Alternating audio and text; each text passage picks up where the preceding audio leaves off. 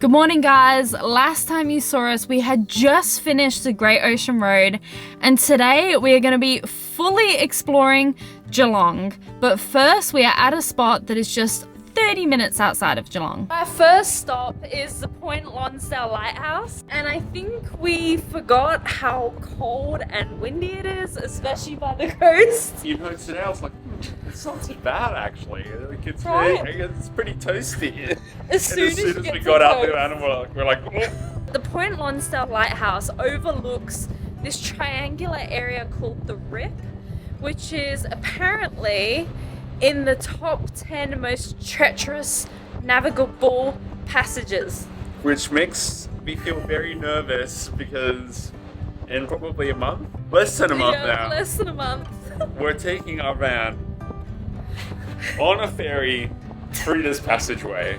They actually had a station here, I believe in 1852, and then they built this lighthouse in 1902.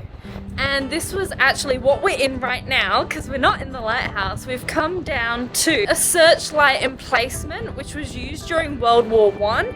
And they would actually be stationed here with like a giant light and keeping lookout of everything. So it's been nice to shelter the wind a little bit, but it's still very windy in here.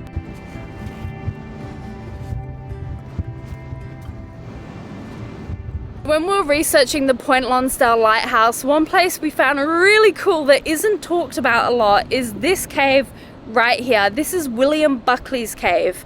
Now, William Buckley was a convict from the 1800s, and he found out that his group of convicts was going to be transferred over to Tasmania, so he decided to escape.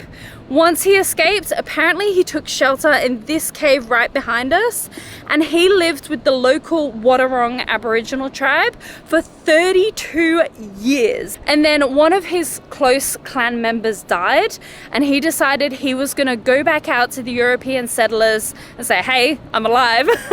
So he went out and was like, hey, I'm alive, and they'd long presumed he had been dead because obviously it had been 32 years with no sign of him. And they confirmed it was him because of the tattoo of his initials that all convicts had. So when he came out to the European colony, they actually gave him a pardon for the crimes he committed in the past. And he worked as an interpreter between the local Waterfront people and the European settlers. But he ended up feeling very conflicted and distant from each of the two cultures. He was not comfortable with the brutal treatment of the Aboriginals, and he found that the Aboriginals didn't trust him because he was working with the European settlers, and the European settlers didn't trust him, and he felt like he was in a position of conflict basically, and he feared for his life. And he ended up actually moving to Tasmania, where he settled and lived for the rest of his life. Pretty important part of history, because a lot of what we know about the local Indigenous tribe in this area came from William Buckley and all of the information that he shared. Personally, I find it very surprising that there is no signage here about William Buckley, because there's even a trail in Geelong. Yeah, William Buckley Discovery Trail. Yeah. And we tried to look into it, right? But there's no information about it online. Literally couldn't find anything about it. It just said, go to the visitor centre. So I think we'll go to the visitor centre later and see if we can get any info on it. Just kind of sad that there's no information here. Especially because he was like such an important person. Yeah. Like, because we only knew it because we looked online, and I stumbled across it. I mean, even like here, like it's literally right underneath the lighthouse. There's signage all over the lighthouse about the lighthouse. There's signage at the whatever light, searchlight. There's signs about that. And then there's signs about the Marine National Park, like right here, everywhere, but nothing about William Buckley. That's, it's quite sad.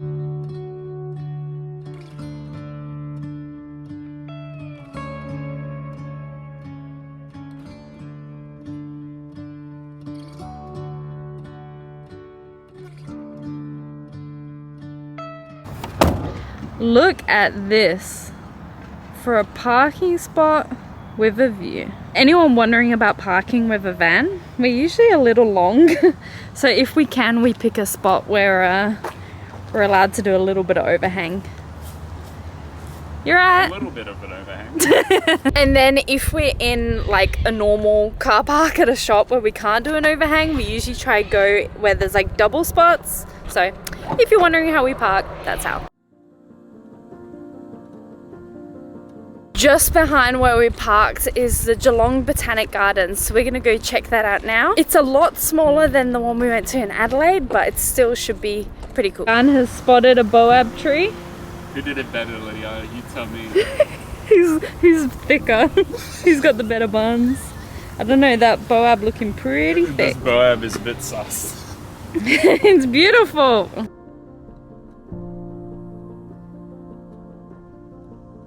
How much does this just look like? A giant half-buried pineapple?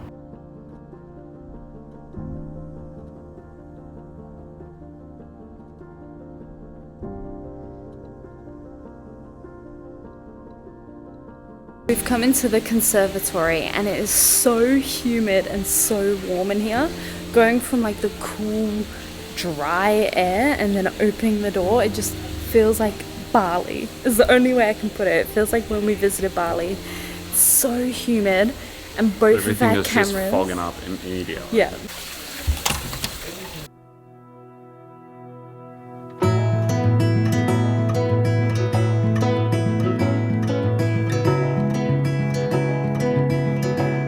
Oh, what have we spotted, Vian? We have spotted some eastern grey-headed. Eastern grey-head flying foxes? Eastern grey-headed flying foxes. We can't get that wrong. We've seen them twice now. Yeah. The first time we ever spotted these was in the Adelaide Botanical Garden. And we're like, what is that noise? It's not a bird. And we just, oh my God. One just flew over from one tree to the other. And we're like, what is that noise? And we looked up and it was just a ton of like bats. And we're like, what? What's that? And it's the same here, And the it's same exact same species. here. Yeah. They are just filling the trees around us. You won't be able to tell. Oh, you can see the little dots. Yeah. So it's very similar to what happened in Adelaide. They used to migrate down here for the warmer weather and then migrate back up to Queensland. Not always Queensland. Apparently they also go to New South Wales. Oh, really? They only migrate. They're all different distances. Yeah. I found a thing online that showed a map. They followed 4 and they all went different migration paths. So we'll have to insert that because it's really cool. But obviously because the weather's warmer now, they don't migrate as often if they do migrate. And they actually call places like these home, like all the botanical gardens. And I think here at least they had to make sure that they moved stay them, in, I think. Yeah, they have to stay in certain areas because they're actually damaging some heritage trees. Yeah, it's either here or Something. Melbourne. It's either here or Melbourne. They had to move the bats because They were damaging the trees. damaging special trees. And you know, it's a huge colony. Like all of these trees are filled. All of these trees on the other side of the road are filled. Back here is filled. And we only spotted them. There's not really that much listed about them online, but we literally just saw it on Google, and I was like, oh yeah, look at this. We should At head the this Google way. Maps, there's more bats, and she was like, yep, that's a must. It's funny trying to film with how much ruckus there is. There's so much noise from the bats. But I wanted to add that apparently the eastern grey-headed flying foxes are one of the largest species of bat in the world. And they weigh between 600 and 1,000 grams. And their wingspan gets up to 1 meter, which is kind of wild because when they're all curled up, they don't look that big.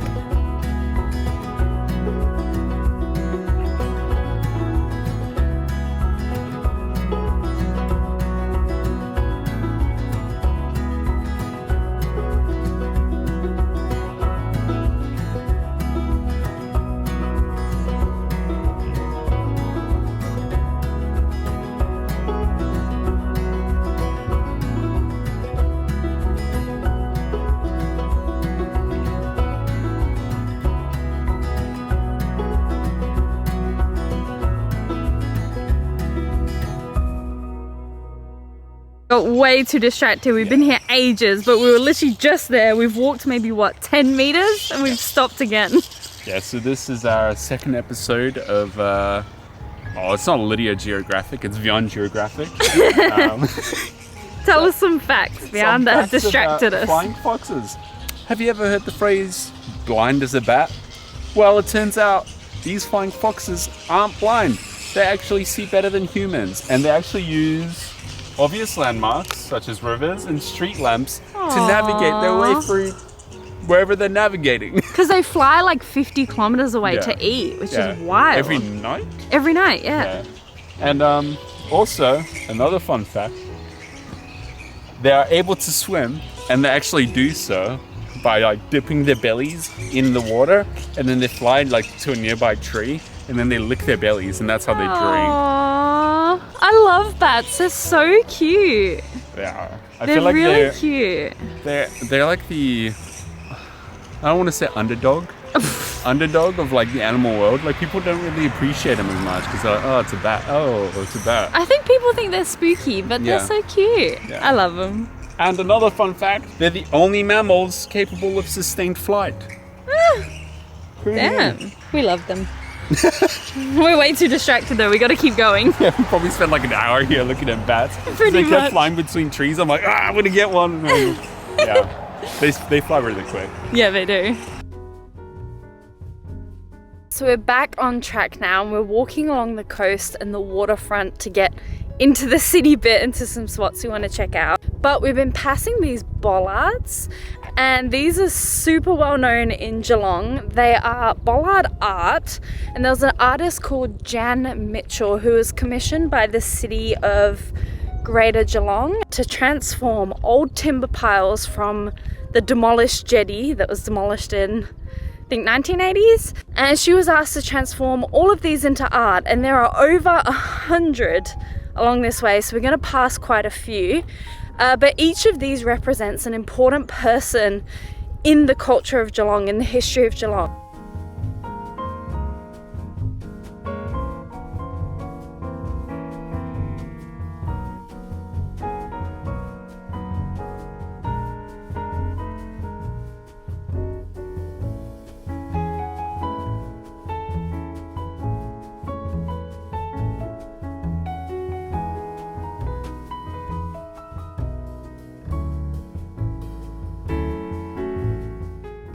Just getting my leisure on.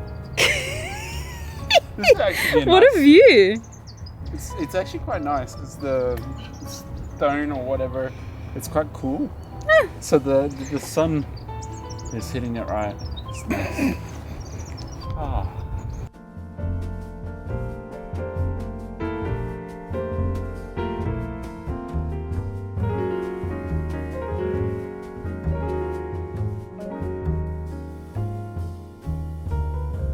We've come across Eastern Beach Mineral Springs, and they seem to have very mixed reviews on Google, so we're going to try it and see for ourselves. Oh, that's a strong stream. Thought you had to pump it. It's so weird. You've got to try it. It's like... Is that heavy? It's like metally. Yeah. And like kind of bubbly. A lot comes out with one pump.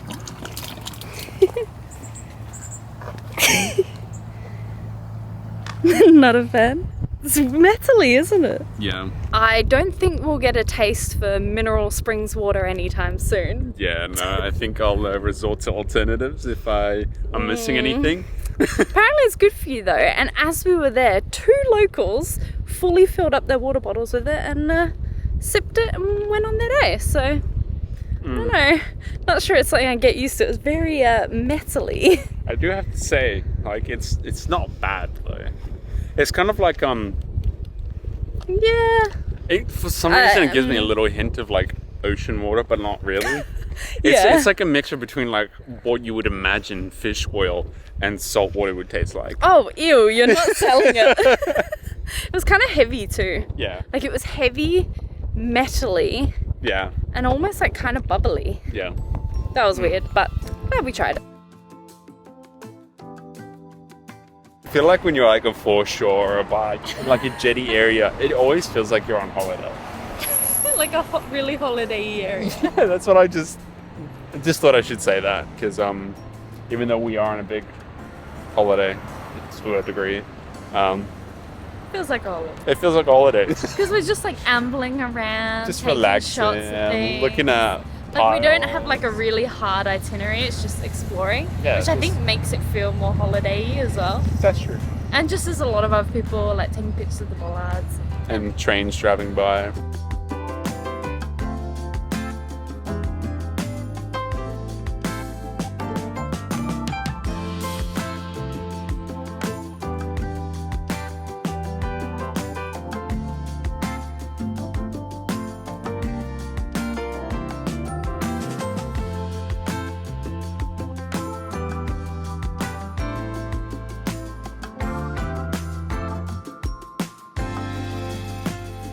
We've just stepped outside from there because there were kids riding the carousel, and obviously we wanted to not film kids and it was pretty noisy. But we just checked out the carousel, which was a portable steam driven carousel, and it was all hand carved wooden, amazing, and it was built in the 1890s I believe, and then it was restored in 1996. And apparently restoring it, each horse took 300 hours to do, which is just wild. That's like wild. The detail on it is Yeah. wild, and they can actually ride it. Like, it's people started riding it while we were there.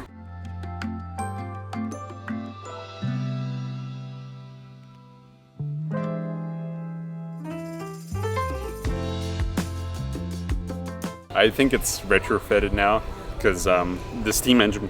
Oh, the steam Don't engine. drop the camera. The steam engine is over to the side, and apparently this is one out of, they believe, 5 in the Yeah. whole world. And you can see like the belt is underneath the floor, and it's not spinning, and the engine's not running. So they probably retrofitted it with an electric motor. But it's so cool to see. Yeah, it was really cool. But now we're gonna head a little bit more into the city. Yeah. And away from the coast. But it's so beautiful. It's like really seaside, holiday, coast Very vibe. much holiday.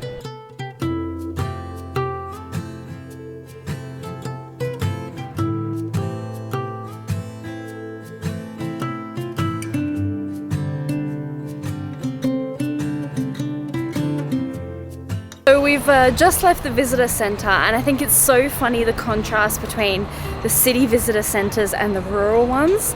We went in and we always ask visitor centres if we're not sure about water. It was just so interesting that usually in all these rural towns they all have water on offer at the visitor centre, or they know set spots because they're so used to camper vans and motorhomes. But here they just really didn't know, and like nothing to them. Obviously it's a city one, we really didn't expect it, and we told them it was okay. Also, they didn't have any brochures on the William Buckley Trail. Apparently they're revising all the signs, so they said that's why the sign was taken down at the cave, and they'll be taken down probably everywhere else, and they're revising them. But she managed to print off a really old brochure from online, so we'll read that later and see.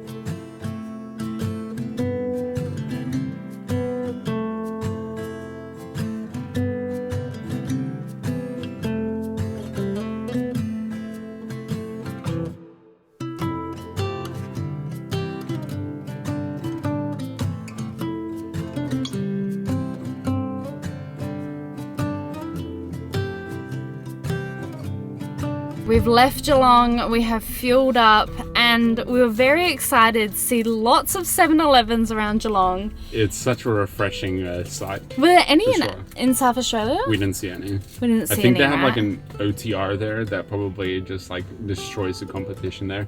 But 7-Eleven is amazing because they have Slurpees. It feels a bit nostalgic because we used to live close to a 7-Eleven. Yeah. So if ever we were going on a long And we drive, wanted like a little treat. Or or we were we going had a out long for the day. at work. Yeah. If we were stressed, it's vodka.